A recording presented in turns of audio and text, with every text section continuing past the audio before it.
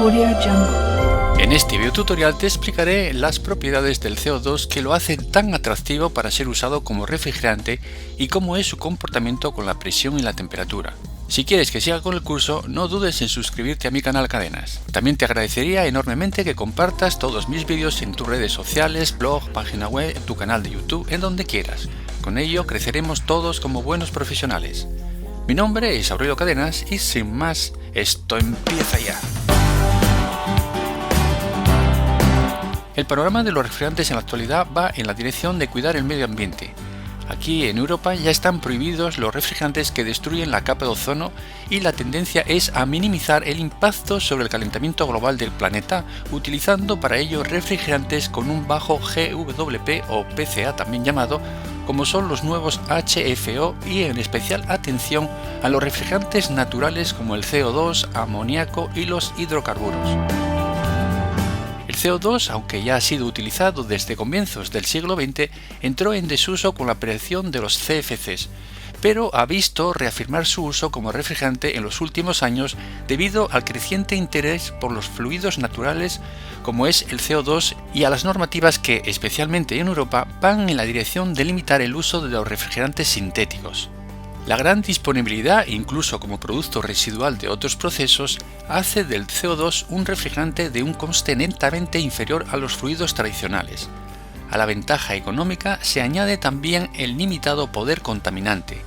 Tiene un PCA o GWP igual a 1 frente a un PCA de 3922 del R404A. Esto es, 1 kilo de R404A produce el mismo efecto de calentamiento global del planeta que 3.922 kilos de CO2. Por otro lado, tiene un ODP igual a 0, o sea, no tiene ningún impacto sobre la destrucción de la capa de ozono atmosférico. La ausencia de peligros ligados a la toxicidad o la inflamabilidad y la no necesidad de reciclar el gas al final de la vida de la instalación hacen de este refrigerante una alternativa muy interesante en el campo de la refrigeración. Cuando ves el diagrama presión-entalpía del CO2 y observas con detalle los valores de presiones y temperaturas, te das cuenta de que en el eje vertical aparece una presión absoluta mínima grande, como ves 20 bares, 290 psi, y en segundo lugar unas temperaturas muy bajas asociadas a unas presiones bastante altas. Por ejemplo, para menos 25 grados centígrados, menos 13 grados Fahrenheit, tienes una presión de saturación de 16,8 bares, 243,7 psi.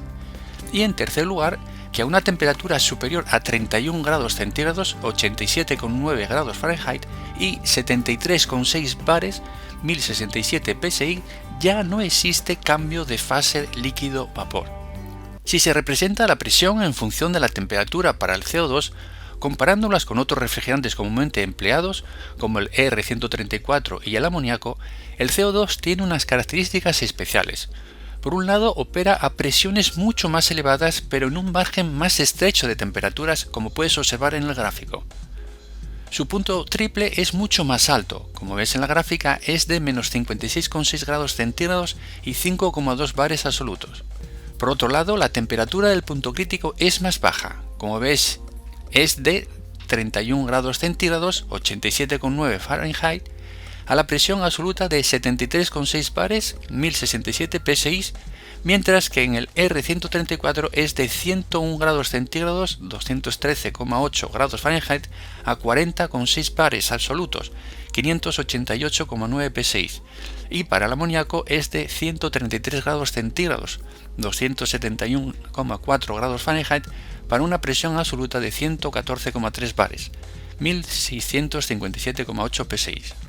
Estas propiedades debes tenerlas en cuenta cuando el CO2 es utilizado como refrigerante.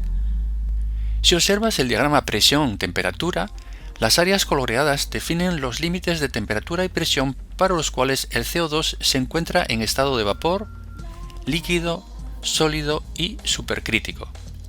Las líneas de separación entre los distintos estados muestran puntos donde las dos fases adyacentes coexisten en equilibrio. Es en estas líneas donde, manteniéndose la temperatura y presión constante, al aportar o eliminar calor se producen los cambios de estado, como ya sabes, evaporación, condensación, sublimación, etc. Existen dos puntos singulares en los cuales coexisten tres fases, como son el punto triple a menos 56,6 grados centígrados y 5,2 bares absolutos, en el cual las tres fases sólido, líquido y vapor coexisten, y por otro lado el punto crítico a 31 grados centígrados y 73,6 bares, que indica el valor límite por encima del cual no podemos diferenciar entre líquido y vapor, lo que se conoce como estado supercrítico del CO2. En la gráfica que ves en la imagen se representa el diagrama presión-entalpía muy utilizado en refrigeración, el cual ha sido extendido para ver el comportamiento del CO2 en estado sólido y supercrítico. Las áreas coloreadas indican los diferentes estados del CO2, nombrados como vapor, líquido, sólido y supercrítico.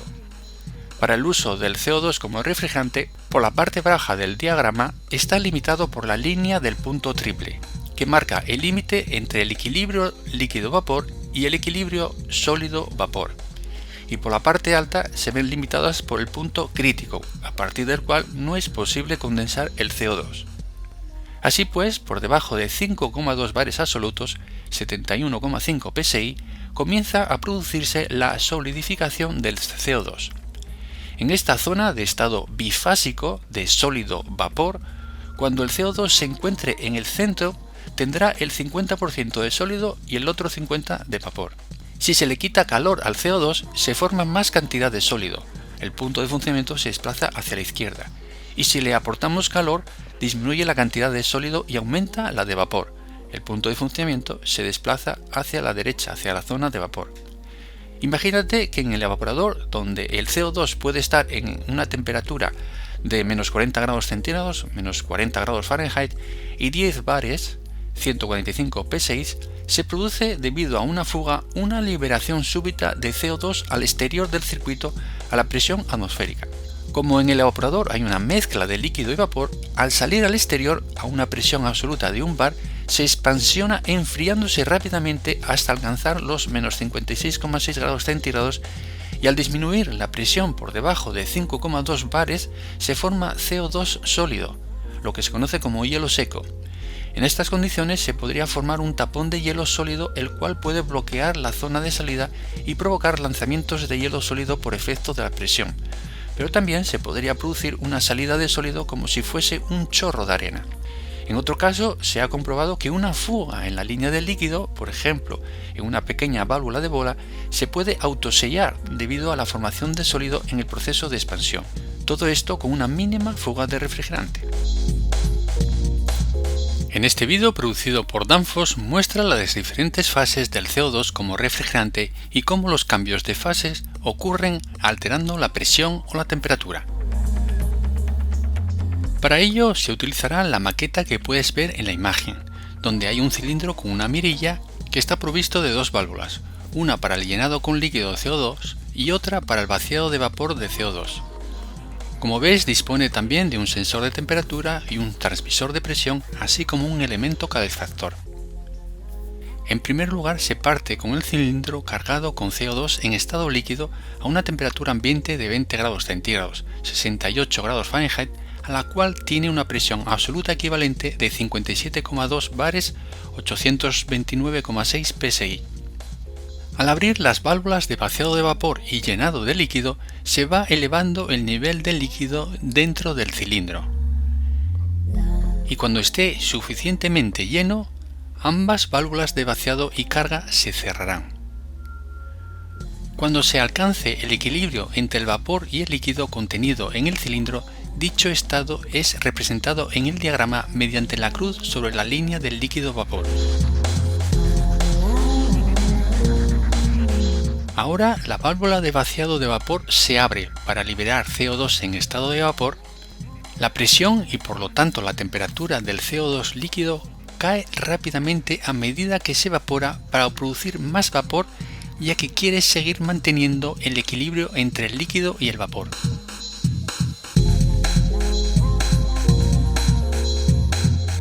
El punto triple es alcanzado al reducirse fuertemente la presión y la temperatura. En el punto triple coexisten simultáneamente en equilibrio los tres estados sólido, líquido y vapor.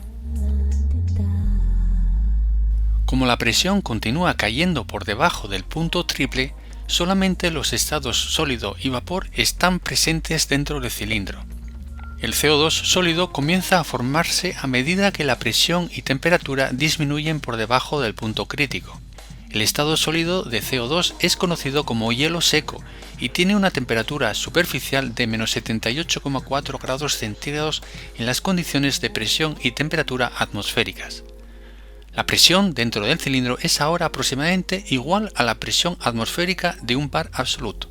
La válvula de vaciado de vapor es cerrada y la temperatura en el interior del cilindro está ahora por debajo de la de ambiente, por lo que el CO2 absorberá calor de los alrededores. Las condiciones del punto triple son restablecidas tan pronto como el CO2 en estado sólido se derrita y se eleve la temperatura y se alcance el equilibrio entre el líquido y vapor del CO2.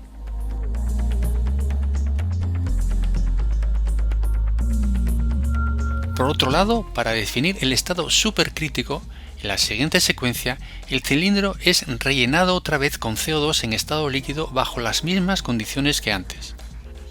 Ahora el CO2 se irá calentando para incrementar su temperatura y presión. La densidad del vapor del CO2 comparada con la del líquido va a ir aumentando a medida que aumenta la presión y la temperatura. Como puedes ver, la distinción entre las dos fases líquido y vapor va paulatinamente desapareciendo a medida que se acerca al punto crítico, hasta que solamente un estado exista en la zona supercrítica. En el punto crítico, la densidad del líquido y vapor son iguales y tienen un valor de 468 kilos por metro cúbico, del mismo orden que muchos líquidos, pero es casi 2,5 veces más alto que la densidad del vapor del CO2 en el punto de partida de 20 grados centígrados.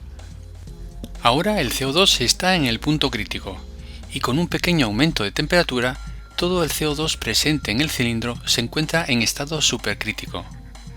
En este estado, el CO2 tiene algunas propiedades interesantes y fáciles de usar. Su alta densidad le da propiedades de un líquido, sin embargo, su viscosidad es más baja que la mayoría de los líquidos. Estas propiedades han llevado a un gran interés en el uso del CO2 como refrigerante en el estado supercrítico. El cilindro calentado es aislado y la presión del CO2 es reducida mediante la apertura de la válvula de vaciado de vapor. La temperatura del CO2 disminuye simultáneamente. Cuando el punto crítico es alcanzado, la distinción entre el líquido y vapor empieza a ser evidente otra vez. La presión sobre el CO2 líquido se reduce aún más al expulsar más vapor a través de la válvula de vaciado, hasta que una vez más el cilindro contenga líquido y vapor en equilibrio.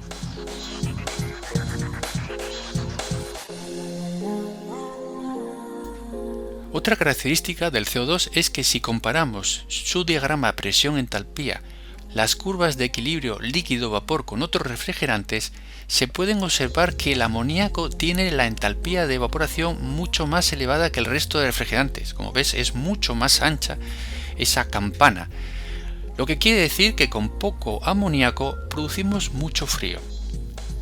Pero la del CO2, como ves, es mayor que la del R404A, lo que quiere decir también que el CO2 con menos cantidad de gas produce el mismo frío que el R404A.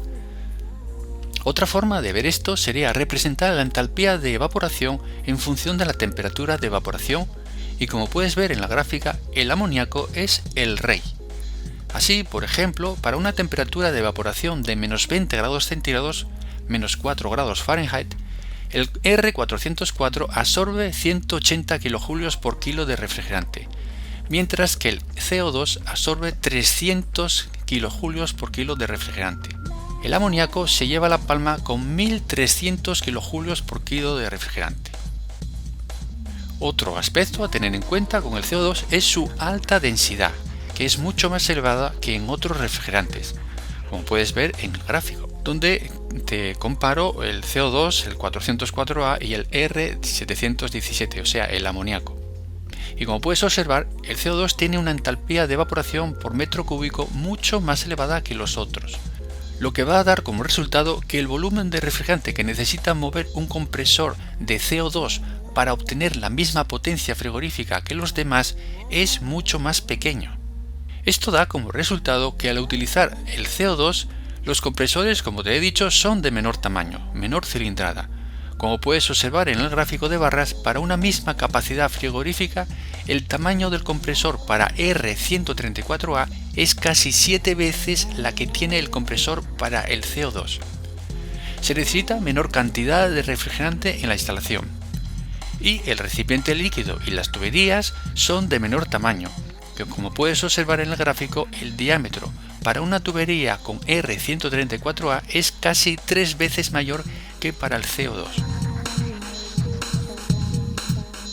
Además de las características ya comentadas, el hecho de que tengan altas presiones, por ejemplo, a 10 bares le corresponde una temperatura de saturación de menos 40,1 grados centígrados, mientras que para 63,8 bares le corresponde 25 grados centígrados, es decir, en una variación de 65 grados, la presión ha variado 53,8 bares. Esto resulta que, en una variación de 1 bar, la temperatura del CO2 varía 1,2 grados centígrados, o lo que es lo mismo, 1,2 grados Kelvin. Esto da como consecuencia una ventaja, y es que se pueden utilizar tuberías de diámetro más pequeño, así como válvulas más pequeñas, que aunque introduzcan caídas de presión grandes en bares, va a ser una pérdida pequeña de temperatura en grados. Y al final, lo que condiciona la capacidad de un evaporador es la temperatura a la que evapora el refrigerante. Pero por otra parte es una desventaja, porque cuando se detiene la destilación y aumenta la temperatura, la presión aumentará mucho y rápidamente y hay que tenerlo muy en cuenta. Bueno, gracias por tu atención hasta el final del vídeo. Te agradecería me hicieras algún comentario sobre qué te ha parecido. Espero que te haya gustado. Si es así, por favor, dale al me gusta, pulgar arriba, y si quieres estar informado de los próximos videotutoriales que vaya subiendo, anímate y suscríbete a mi canal A Cadenas. Y gracias por compartir el vídeo. ¡Hasta luego!